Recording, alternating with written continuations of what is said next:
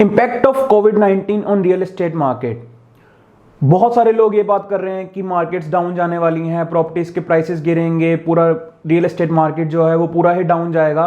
So before jumping to any conclusion, मैं पहले आपको ये बताना चाहूंगा कि आपको ये समझना चाहिए कि कौन कौन से फैक्टर्स हैं जो रियल एस्टेट मार्केट पे डिफरेंस लेके आते हैं एंड रियल एस्टेट साइकिल जो है वो कैसे काम करता है। सो स्टार्ट करते हैं। Factors affecting real estate market. Number 1, demographics. Population कैसे है वहां पे, age, gender, race, income, migration pattern, ये आ जाते हैं डेमोग्राफिक्स में। Number 2, interest rates. जनरली हमने देखा है कि अगर इंटरेस्ट रेट जब गवर्नमेंट स्लैश कर देती है तो बायर्स का इंटरेस्ट बनता है प्रॉपर्टीज में इन्वेस्ट करने का। Number 3, economy. इकोनॉमी में जीडीपी, अनएम्प्लॉयमेंट रेट क्या है, मैन्युफैक्चरिंग ग्रोथ कैसे है वहां पे, तो ये सब फैक्टर्स आ जाते हैं हमारे। Number 4, government policies and subsidies. जब गवर्नमेंट किसी पर्टिकुलर सिटी में सब्सिडीज देती है बिजनेसेस के लिए तो वहां पे काफी ज्यादा एम्प्लॉयमेंट जनरेट होती है, जिस वजह से काफी ज्यादा लोग जब वहां पे आते हैं तो वहां पे प्रॉपर्टीज के जो प्राइसेस हैं वो शूट अप होते हैं। दूसरा, जब गवर्नमेंट टैक्सेस बढ़ा देती है तो लोग generally as a tax saving option properties में इन्वेस्ट करना स्टार्ट कर देते हैं, जिस वजह से अगेन प्राइसेस जो है वो शूट अप होने स्टार्ट होते हैं। तो बेसिकली ये सब फैक्टर्स हैं जो रियल एस्टेट मार्केट में काफी ज्यादा अफेक्ट करते हैं। अब दोस्तों, सिंस आपने रियल एस्टेट मार्केट के फैक्टर्स देख लिए हैं, अब हम चलते हैं रियल एस्टेट साइकिल कैसे काम करता है। अब रियल एस्टेट साइकिल को समझने के लिए मैं आपको यहां पे दिखाना चाहूंगा। सो जैसे कि हम यहां देख रहे हैं, रियल एस्टेट मार्केट में 4 फेजेस होते हैं। Number 1, recovery. Number 2, expansion. Number 3, hyper supply and number 4, recession. अब आप सोच रहे होंगे कि ये सारे फेजेस कैसे वर्कआउट होते हैं, कैसे इन फेजेस में कैसे बिहेव करती है मार्केट। तो वन बाय वन हम इनको थोड़ा स्टडी करते हैं। Phase 1, recovery. सो जैसे कि नाम ही आपको सजेस्ट कर देता है कि इस फेस में मार्केट जो है, जो आपकी रियल एस्टेट मार्केट है, वो धीरे धीरे हमारी वो बूम की तरफ जाना स्टार्ट होती है। जो प्राइसिंग है वो धीरे धीरे बढ़नी स्टार्ट होती है। एंड रिकवरी फेस में गवर्नमेंट का बहुत बड़ा रोल रहता है। इस फेस में गवर्नमेंट जनरली क्या करती है कि इंटरेस्ट रेट्स को स्लैश कर देती है, जिससे होता गया कि लोग जो हैं वो और ज्यादा इन्वेस्ट करना स्टार्ट कर देते हैं। सो जिससे होता गया कि रिकवरी फेज का जो टाइम है वो और कम हो जाता है। इस फेज में एक और चीज जो देखने को मिलती है वो ये है कि गवर्नमेंट जो है वो सब्सिडीज देना स्टार्ट कर देती है बिजनेसेस को, सो दैट कि बिजनेसेस जो हैं वो एक्सपेंशन की तरफ जाएं, जिससे होता गया कि और ज्यादा एम्प्लॉयमेंट जनरेट होती है। जिस जगह जगह पे एम्प्लॉयमेंट जनरेट होती है वहां के लोग जो हैं वो और प्रॉपर्टीज बाय करना स्टार्ट करते हैं, सो दैट कि वो जो रिकवरी वाला फेज है वो स्क्वीज इन हो जाता है एंड हमारी जो मार्केट है वो थोड़ा हेल्थियर वे में बिहेव करने लग जाती है। एंड ये जो है ये बेस्ट टाइम माना जाता है इन्वेस्टर्स के लिए। एंड यहाँ पे जो प्राइसेस होते हैं वो बहुत ही कम होते हैं। क्यों? क्योंकि आपकी ना ही नई कंस्ट्रक्शन हो रही होती है, बिकॉज जो आपकी पिछली साइकिल की इन्वेंट्री होती है वो आगे कैरी फॉरवर्ड हो जाती है। And at the same time बड़े बड़े जो डेवलपर्स हैं उनको फाइनेंसिंग इजीली मिल नहीं पाती, बिकॉज बैंक्स का बिल्कुल भी भरोसा नहीं होता इस वक्त कि ये मार्केट इस वक्त सही से बिहेव करेगी कि नहीं। सो इससे होता क्या है कि आपके धीरे धीरे लोग जब बाय करना स्टार्ट कर रहे हैं and at the same time जब नए प्रोजेक्ट्स नहीं बन रहे हैं तो आपका वैकेंसी रेट जो है वो धीरे धीरे कम होना स्टार्ट हो जाता है एंड धीरे धीरे वो लॉन्ग टर्म ऑक्यूपेंसी एवरेज की तरफ जाना स्टार्ट हो जाता है। Phase 2, expansion. अब दोस्तों, ये वो टाइम होता है जब हम हर कोई बात करना स्टार्ट कर देता है कि रियल एस्टेट मार्केट जो है वो चढ़ गई है, अब सही टाइम आ गया है ये सही टाइम आ गया है कि अब हम बाय कर लेते हैं, क्योंकि हर जगह आप यही सुनने को मिलेगा आपको कि प्राइसेस शूट अप हो रहे हैं, प्रॉपर्टीज के रेंट्स बढ़ने स्टार्ट हो गए हैं। तो ऐसे फेस में आपको एक और चीज देखने को मिलेगी कि और ज्यादा बिल्डर्स और ज्यादा इन्वेस्टर्स आएंगे और ज्यादा मार्केट जो है वो बढ़नी स्टार्ट हो जाएगी। एंड इस फेज में जो बैंक्स का भी भरोसा आ जाता है कि हाँ, अब ये जो रियल एस्टेट मार्केट है ये यहाँ पे अब जो रियल एस्टेट मार्केट है वो बढ़नी स्टार्ट हो गई है, जिस वजह से जो डेवलपर्स हैं उनको फाइनेंसिंग मिलनी स्टार्ट हो जाती है एंड वो और ज्यादा इन्वेंट्री पे काम करने लग जाते हैं, वो और ज्यादा रियल एस्टेट प्रोजेक्ट्स लेके आना स्टार्ट कर देते हैं। एंड ये वो टाइम होता है जब हर किसी को लग रहा होता है कि रियल एस्टेट मार्केट जो है वो सबसे ज्यादा अच्छी मार्केट है इन्वेस्ट करने के लिए। एंड इसी फेज में जो फाइनेंसिंग है वो हर किसी को बहुत ही इजीली अवेलेबल होती है। एंड जैसे कि आप देख रहे हैं, एक्सपेंशन फेज में जो वैकेंसी है वो डिक्लाइन होनी स्टार्ट हो जाती है, यानी कि जो ऑक्यूपेंसी है वो इतनी ज्यादा बढ़नी, एवरेज से इतनी ज्यादा बढ़ने लग जाती है, जिस वजह से जो प्राइसिंग है और जो रेंट्स है वो बढ़ने स्टार्ट हो जाते हैं। Now third phase is hyper supply. अब जो फेज 2 जो एक्सपेंशन फेज था उसमें जब बिल्डर्स का इतना ज्यादा इंटरेस्ट बना तो जितने भी नए इंफ्रास्ट्रक्चर प्रोजेक्ट्स आने स्टार्ट हुए, जब वो बन के रेडी हो जाते हैं तो एकदम से क्या होता है कि बहुत ज्यादा इन्वेंट्री बढ़ जाती है, बहुत ज्यादा वैकेंसी बढ़ जाती है, but at the same time जो प्राइसिंग है वो ऊपर ही रहती है। क्यों? क्योंकि जो लॉन्ग टर्म ऑक्यूपेंसी एवरेज है उससे ऊपर ही चल रहा होता है। तो सबको यही लग रहा होता है कि मार्केट जो है वो अभी भी काफी ऊपर चल रही है, मार्केट अभी भी काफी ज्यादा बढ़ी हुई है। सो जिस वजह से हाइपर सप्लाई फेज में भी जो डेवलपर्स हैं वो और प्रोजेक्ट्स बनाने स्टार्ट करते रहते हैं, क्योंकि उनको ये लग रहा होता है कि यहाँ पे अभी भी रेंट्स जो हैं या अभी भी जो प्रॉपर्टी के प्राइसेस हैं वो अभी भी बढ़ रहे हैं।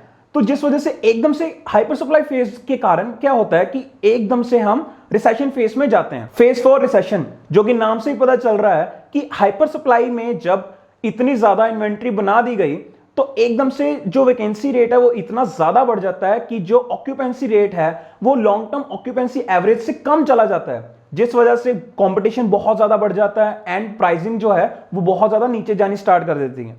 जो प्राइसिंग है वो बहुत ज्यादा नीचे जाने लग जाती है। एंड यही वो टाइम होता है जब ले ऑफ्स होते हैं, यही वो टाइम होता है कि जब जो प्रोजेक्ट्स चल रहे होते हैं वो रुक जाते हैं बिकॉज कंपनीज को लॉसेस होने लग जाते हैं। जिन नॉर्मल बायर्स ने जिन प्रॉपर्टीज में इन्वेस्ट करा होता है उनके प्रोजेक्ट्स रुक जाते हैं। सो ये एक बहुत ही बुरा टाइम होता है जो हम जनरली जिसके बारे में हम जानते हैं, हम सुनते हैं।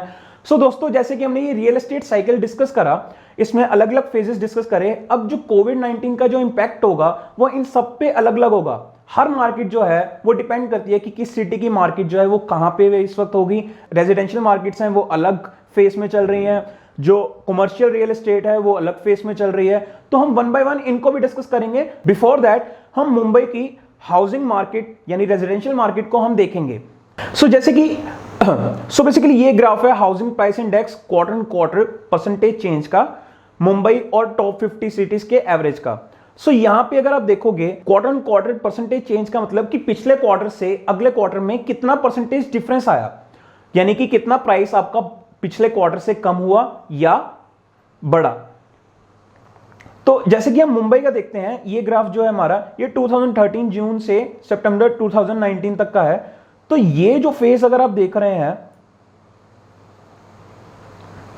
ये वाला जो फेस है ये हमारा जो है एक्सपेंशन फेज था। यहां पे मार्केट हर क्वार्टर में बढ़ रही है, यहां पे आपको बहुत ज्यादा मतलब दिख रहा है कि हर क्वार्टर में जो प्राइसिंग है वो बढ़ रही है। बट उसके बाद एक्सपेंशन फेज के बाद जैसे हमने डिस्कस करा था कि जब सप्लाई एकदम से बहुत ज्यादा हो जाती है कि बिकॉज एक्सपेंशन फेज में सबको लग रहा होता है कि मार्केट बढ़ेगी ही बढ़ेगी, तो एकदम से आप देखोगे ये ड्रॉप आया।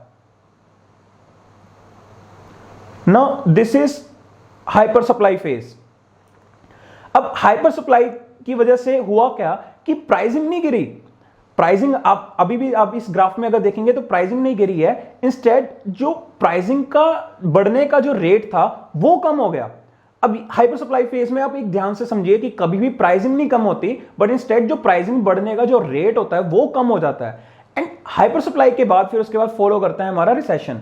अब आप रिसेशन फेज देखेंगे, एक चीज जो बहुत इंटरेस्टिंग नोट करने वाली है वो ये है कि अभी तक जो प्राइसिंग है वो गिरी नहीं है। अगर आप देखोगे हर एक क्वार्टर में 1% से मतलब बढ़ रही है, विच मींस कि एनुअली 4% जो प्राइसेस जो हैं वो बढ़ रहे हैं। बहुत इंटरेस्टिंग चीज नोट करने वाली है कि जनरली हम रिसेशन में देखते हैं कि प्राइसेस जो हैं वो गिरते हैं, लेकिन इंडिया की रियल एस्टेट मार्केट जो है वो इतनी ज्यादा स्ट्रांग मानी जाती है, लोगों के इतना ज्यादा बिलीफ है रियल एस्टेट मार्केट में कि प्राइसेस इतने इजीली गिरते नहीं है। But at the same time ये रिसेशन फेज जो है वो इतना ज्यादा एक्सटेंडेड रहा है। हम सब ने ये बात करी है कि 2015-16 के बाद से मार्केट जो है वो काफी ज्यादा स्लगिश रही है। तो यहां पे अगर आप देखेंगे कि मार्केट जो है वो प्राइसेस गिरे नहीं है, but after covid pandemic expect ये किया जा रहा है कि प्राइसेस जो हैं वो नीचे गिरेंगे, एंड जो कि गिरने बहुत ज्यादा जरूरी थे, बिकॉज जब तक गिरेंगे नहीं प्राइसेस तब तक हम रिकवरी फेज में एंटर हो ही नहीं पाएंगे। सो दोस्तों, कोविड-19 के बाद रेजिडेंशियल मार्केट में काफी ज्यादा डिप आने के चांसेस हैं, एंड उस डिप के आने के बाद हम रिकवरी फेज में एंटर होंगे। लोगों का इंटरेस्ट बनेगा जब प्राइसेस गिरेंगे नई प्रॉपर्टीज को बाय करने का। इवेंचुअली हम नेक्स्ट साइकिल में हम एंटर हो जाएंगे। आफ्टर दिस कोविड-19 गवर्नमेंट जो है वो कोशिश करेगी कि इंटरेस्ट रेट्स को लोअर किया जाए सो दैट कि बायर्स का इंटरेस्ट बने। अब बायर के लिए दो चीजें बहुत इंपॉर्टेंट हो जाएंगी यहां पे। नंबर 1, जो गवर्नमेंट इंटरेस्ट रेट कम करेगी, एंड नंबर 2, जो प्राइसेस डिप आएंगे, बिकॉज इंडिया बहुत ही ज्यादा प्राइस सेंसिटिव मार्केट है। जब भी उनको किसी भी चीज में प्राइस डिप दिखता है, एंड स्पेशली अगर रियल एस्टेट की बात करूं जो कि बहुत ज्यादा स्ट्रांगली बिलीव किया जाता है जिसमें, तो जब प्राइस डिप आएगा तो देयर आर चांसेस कि लोग जो है वो इन्वेस्ट करना स्टार्ट कर देंगे एंड जो मार्केट है वो हमारी एक्सपेंशन फेज की तरफ जाना स्टार्ट हो जाएगी। But at the same time अगर मैं कमर्शियल रियल एस्टेट की बात करूं, वो भी मुंबई में, तो वो एक्सपेंशन फेज में ऑलरेडी चल रही थी। लास्ट ईयर एम्बेसी पार्क्स रीट्स का आईपीओ हुआ था जिसका काफी ज्यादा पॉजिटिव रिस्पांस रहा। वो एज अ आईपीओ भी सक्सेसफुल रहा एंड उसने आगे जो उसके इन्वेस्टर्स हैं उनको बहुत ही अच्छी ज्यादा रिटर्न्स दी। सो पिछले 2 साल से जो कमर्शियल रियल एस्टेट है वो बूम में रहा है एंड जो कि एक्सपेक्टेड है कि नेक्स्ट ईयर भी बूम पे ही रहेगा। 2-3 कंपनीज हैं जो अपने रीट्स का आईपीओ करने के लिए रेडी बैठी हैं बिकॉज पिछले साल का जो एम्बेसी पार्क्स का जो रिस्पांस था वो काफी ज्यादा अच्छा था।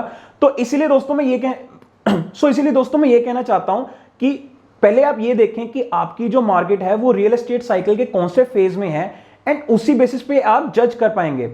वापस चलते हैं मार्केट साइकिल में। तो अगर आपकी मार्केट फेज 1 में है रिकवरी में, तो कोविड-19 की वजह से क्या होगा कि ये जो फेज है ये थोड़ा और स्ट्रेच हो जाएगा। एंड अगर आपकी मार्केट फेज 2 एक्सपेंशन के अर्ली फेज में है, यानी कि इस एरिया में है, तो आपका जो एक्सपेंशन फेज है वो थोड़ा स्ट्रेच होने के चांसेस हैं। एंड अगर वो एक्सपेंशन फेज में ही लास्ट में है, सो देयर आर चांसेस कि वो हाइपर सप्लाई में एकदम से शिफ्ट हो जाए। यह ऐसे अगर हाइपर सप्लाई में है आपकी मार्केट तो देयर आर चांसेस कि वो एकदम से रिसेशन की तरफ हेड करे। एंड आपकी मार्केट रिसेशन में है तो आप मान के चलिए कि अब जो आपको प्राइसेस मिलेंगे वो काफी ज्यादा अच्छे प्राइसेस मिलेंगे as a investor recovery time में। सो दोस्तों अगर आपके कोई भी डाउट्स हैं तो आप कमेंट सेक्शन में आप डाल सकते हैं एंड मैं कोशिश करूंगा कि मैं सबके आंसर्स करूं। मीनवाइल आप इस चैनल को सब्सक्राइब करें एंड बेल आइकन को जरूर दबाएं। तो आई होप आपको इस वीडियो से काफी इंफॉर्मेशन मिली होगी एंड आपके जो कोविड-19 के इफेक्ट्स रहेंगे रियल एस्टेट मार्केट में, या अगर मैं स्पेसिफिकली बोलूं रियल एस्टेट साइकिल पे, तो आपको आंसर्स मिलने स्टार्ट हो जाएंगे एंड आप अच्छे से एनालाइज कर पाएंगे।